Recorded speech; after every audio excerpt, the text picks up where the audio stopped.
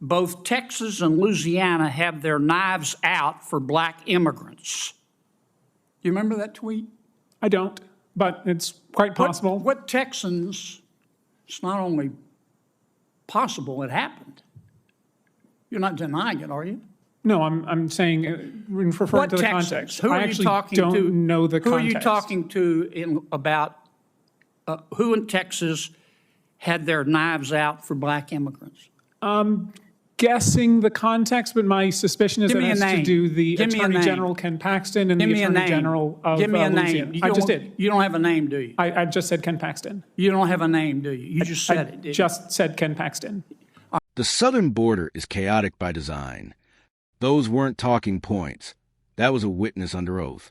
Senator John Kennedy said it out loud, dragged the truth into the open, and then asked a question no one in Washington wants answered. If waiting in line makes you a chump, who exactly is the system built for? Hit like, subscribe, grab a seat, get comfortable, and let's dive right back into it. Thanks, Senator Klobuchar. Senator Kennedy. Thank you, Mr. Chairman. Mr. Arthur, you are with the Center for Immigration Studies, is that right? That's correct, Senator. And that's a nonpartisan think tank, is it? It is, sir. Okay. The border is an open, bleeding wound, isn't it? That's a fair way to characterize what's been going on for the last 4 years, sir. The southern border is chaotic by design, isn't it? Yes, it is. I've been covering the border for 3 decades, and yeah, it's pretty chaotic. Would it be fair to say that the broken southern border is man-made? It would be fair to say that, sir, based on policies that have been implemented. And that man's name is Joe Biden, isn't it? That would be a fair assessment, yes, Senator. Under President Biden, if you wait in line for legal immigration, you're a chump, aren't you? When you look at the benefits that have been given to people and the speed at which they've been released into the United States, I would be chagrined if I were waiting. You're a chump, aren't you? Yes, sir. General. Yes, you sir. believe in open borders, don't you? I believe in the rule of law, sir. Right. And it makes you angry that President Trump does not believe in open borders, doesn't it? Senator, I'm not here to discuss immigration policy. I'm here to discuss whether or not we use the military to enforce it. And it makes you angry that most Americans don't believe in open borders, doesn't it? Not in the slightest, sir. Again, I am not here to discuss the immigration policy. Yeah. Duty, honor, respect, you talked about that Yes, in Senator. your opening statement. On October 14th of this year, you went on CNN. I want to read you what you said, make sure I'm accurate. Here's what you said. President Trump is not like any sane leader. I'm very proud of General Milley for saying that President Trump is a total fascist. To Bob Woodward, if he as chairman of the Joint Chiefs is calling the president a fascist, I'm so proud of him for breaking that barrier. The challenge is because most MAGA Republicans, they don't understand what fascism is. The reality is that they are, in fact, fascists themselves. Did I read that accurately? Senator, I am happy to discuss my personal perspectives with you separately at any time. That's not the purpose of the hearing today. Did I read that accurately? I believe so, yes. Yeah. You think you're smarter than the American people, don't you? Absolutely not, Senator. I am here to discuss the use of the military as part of this mass deportation. You think you're more virtuous than the American people, don't you, General? Senator, I am insulted by your comment. Duty, honor, and respect. You talked about that in your opening statement, didn't you? Yes, sir. Ms. Moran said, I wrote down her words. She said, by their actions, you know what someone's character is like. You agree with that?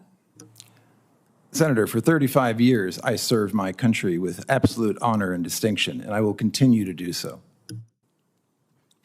You agree with what Ms. Moran said? Of course.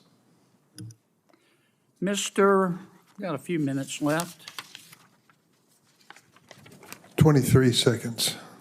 Well, actually, you let Ms. Klobuchar go well over, so I'm assuming you'll extend me the I'll same. give you the courtesy. same minute I gave to her. You gave it a minute 20. I timed it. You're using. I watch you like a hawk, Dick.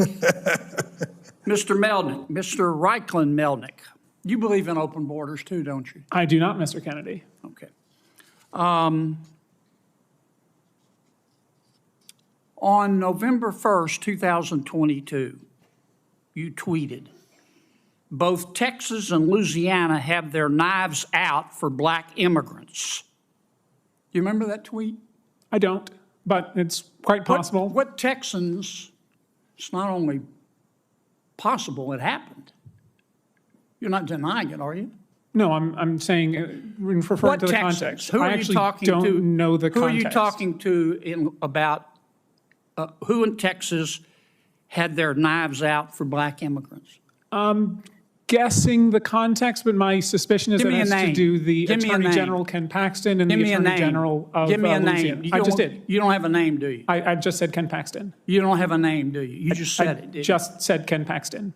All right, how about Louisiana? You said Louisiana has its knives out for black immigrants. Who in Louisiana were you talking about? Again, I'm not certain. That was 2 years ago, and as I'm sure you know, much has happened in the last 2 years. Well, did you say it?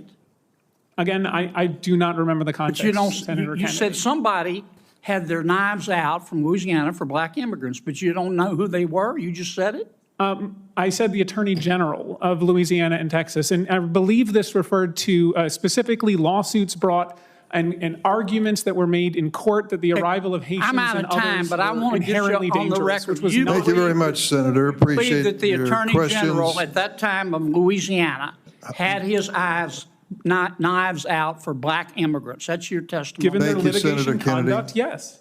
Senator Hirono. Thank you, Mr. Chairman. This hearing starts calm, but it doesn't stay that way for long. Senator John Kennedy sits across from witnesses who came prepared with buzzwords, talking points, and carefully rehearsed dodges. What they didn't prepare for was honesty under pressure. Kennedy opens with a simple question about the southern border. Is it chaotic? The answer is yes. Is an open, bleeding wound? Again, yes. And then comes the part Washington hates. Is it man-made? The witness admits it is. Policies did this. Decisions did this. Kennedy doesn't let it stop there. He presses harder. If the border is broken because of policy, whose policy was it?